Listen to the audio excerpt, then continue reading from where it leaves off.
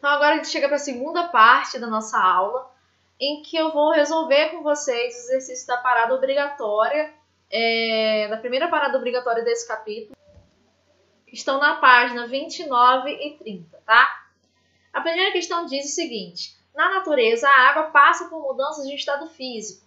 Por exemplo, a água dos oceanos, na presença do sol, evapora, formando nuvens que posteriormente irão gerar chuvas.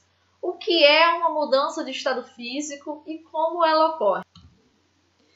Então, como a gente tinha falado anteriormente, mudança de estado físico é uma transformação que ocorre com a matéria quando ela muda o seu estado, que pode ser sólido, líquido, gasoso, ela muda de um estado para o outro, tá? Quando isso acontece, as suas propriedades, né, são alteradas, né? Sua forma, suas propriedades físicas, né, densidades, são alteradas, tudo bem? E essa transformação, essa mudança do estado físico ocorre sempre com alteração na temperatura.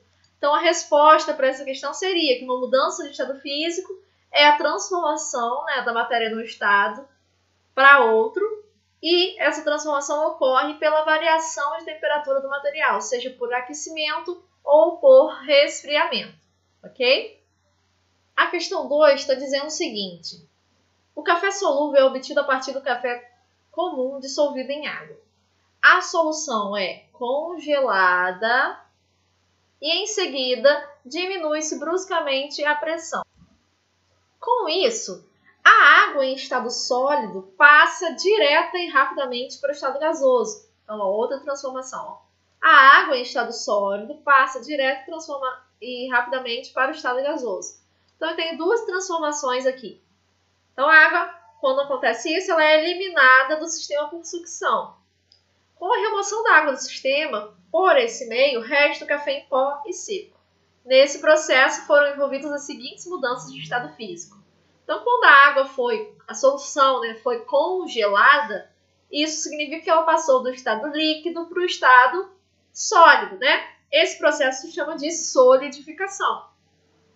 Já o segundo processo, que é a passagem do estado sólido diretamente para o estado gasoso, é o que a gente chamou lá de sublimação, tá? Então, solidificação e sublimação é a letra B, beleza?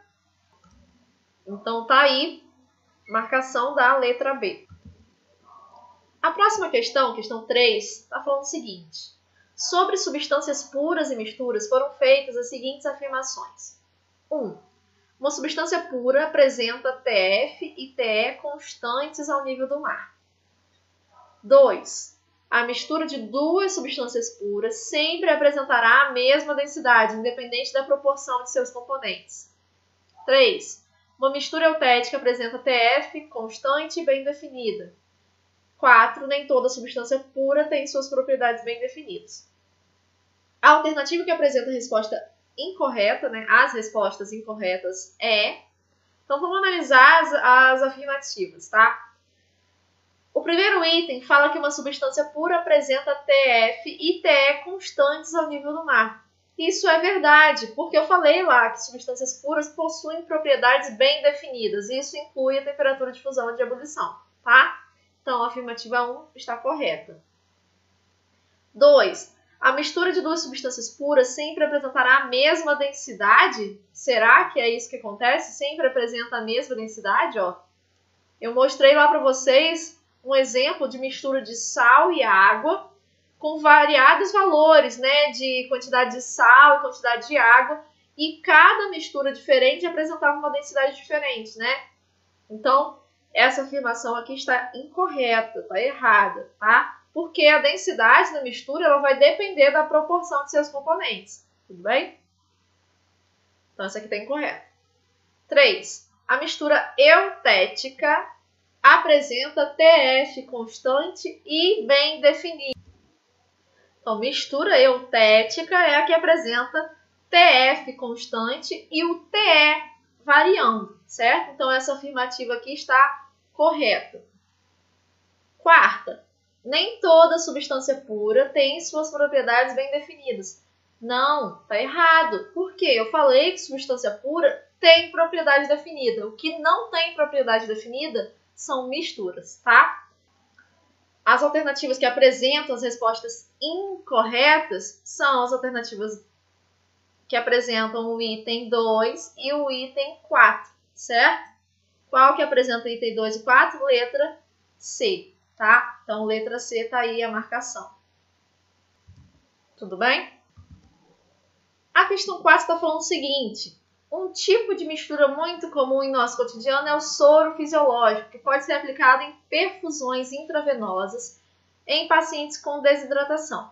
Classifique o soro fisiológico e o sangue como mistura homogênea ou heterogênea e justifique. Então lá, o sangue, eu cheguei a falar com vocês, né? Que apesar da gente não enxergar o olho nu, quando coloco o sangue no microscópio, eu consigo perceber que o sangue possui vários aspectos diferentes ali dentro. Tem plasma, tem os glóbulos vermelhos, coisas e tal, e a gente consegue distinguir isso. Então eu consigo ver mais de um aspecto, uma fase, né? Mais de uma fase. Então se eu consigo visualizar mais de uma fase, isso é uma mistura heterogênea. Já o soro fisiológico, eu vejo um aspecto só, uma fase só. Então, isso faz com que o soro fisiológico seja uma mistura homogênea, pois apresenta uma única fase. Enquanto o sangue, né, é uma mistura heterogênea, porque podemos observar mais de uma fase ao analisá-lo no microscópio, tá? Questão 5 pede para a gente classificar os seguintes materiais como mistura homogênea e heterogênea. Tá? Então, a gente vai analisar. Primeiro material ali, letra A. Sal, açúcar e água se misturam, resultando em um sistema de uma única fase. Única fase. Se é uma única fase, gente, isso já me diz, ó, todo sistema monofásico é um sistema homogêneo, tá? Então, essas misturas aí, essa mistura, melhor dizendo, da letra A, é uma mistura homogênea, tá? Segundo exemplo. O granito é um sólido composto por quartzo, mica e feldspalto e apresenta 3 fases bastante distintas entre si. Se o sistema apresenta 3 fases, né? Todo sistema que apresenta mais de uma fase é um sistema heterogêneo, tá? Então, esse aqui é um sistema trifásico, uma mistura heterogênea nesse caso aqui. Letra C. A letra C está dizendo o seguinte: quando colocamos detergente em um recipiente com água e agitamos, observamos a formação de espuma. Então, quando eu coloco lá detergente e água, misturo, agito bem, forma espuma. Então, eu consigo visualizar a fase líquida e a fase da espuma. Se eu consigo visualizar mais de uma fase, né, mais de um aspecto, eu tenho o quê? Uma mistura heterogênea, correto?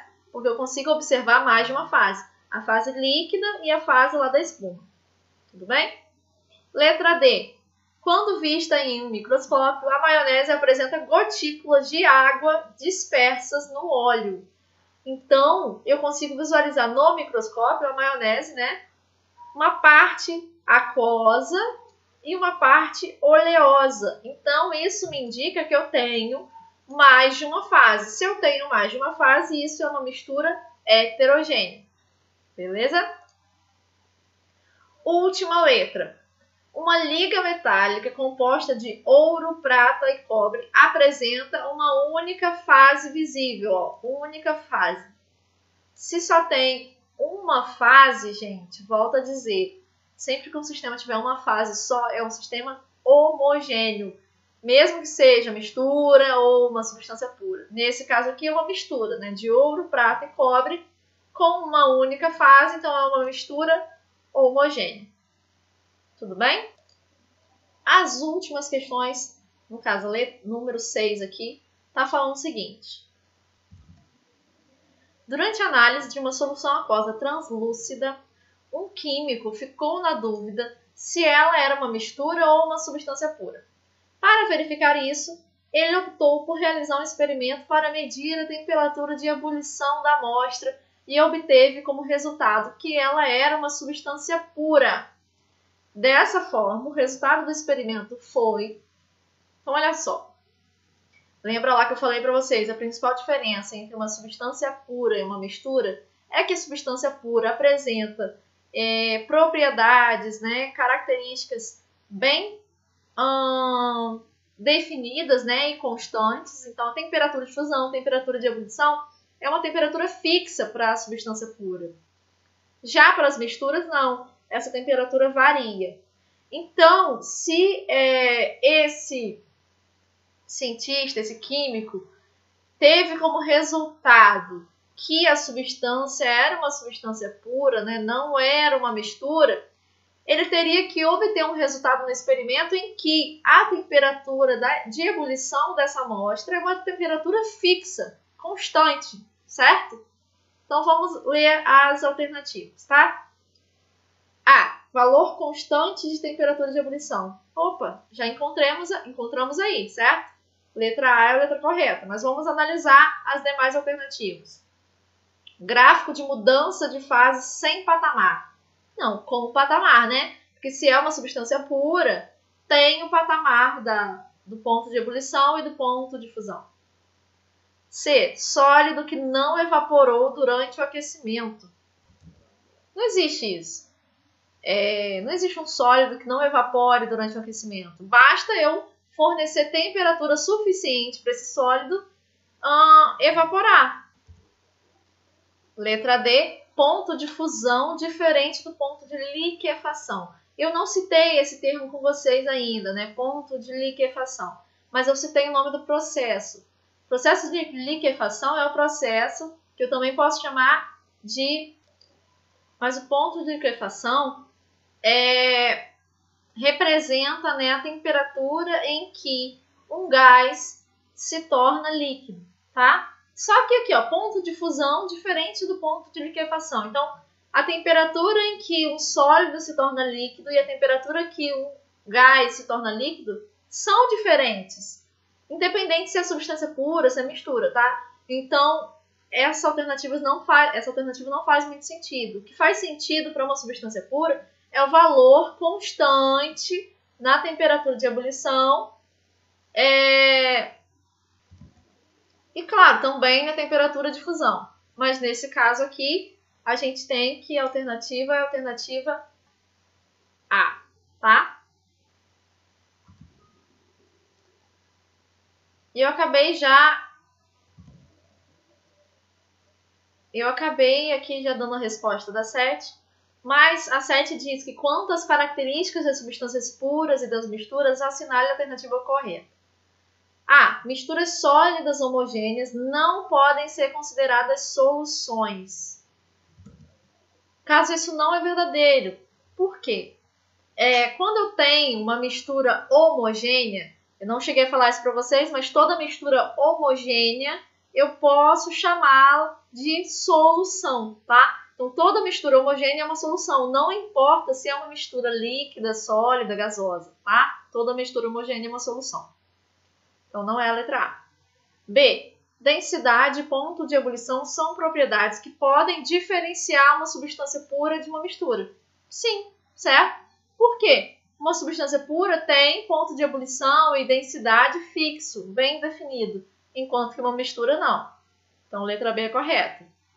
Mas analisando as demais alternativas. O ponto de ebulição de uma substância pura não sofre a influência da pressão atmosférica. Lembra lá que no diagrama, aquele diagrama que eu botei o nome dos processos, fusão, ebulição, coisas e tal, eu falei que a fusão e a ebulição, elas são, assim como outros processos, processos que dependem da temperatura, principalmente, mas que também dependem da pressão atmosférica. A gente não está focando agora no nosso estudo sobre a pressão atmosférica, e sim na temperatura, né? Quando eu aumento a temperatura, eu vou mudando o estado físico. Quando eu diminuo a temperatura, eu vou mudando o estado físico. Não estou focando na pressão, porque não é interessante vocês estudarem isso agora, tá?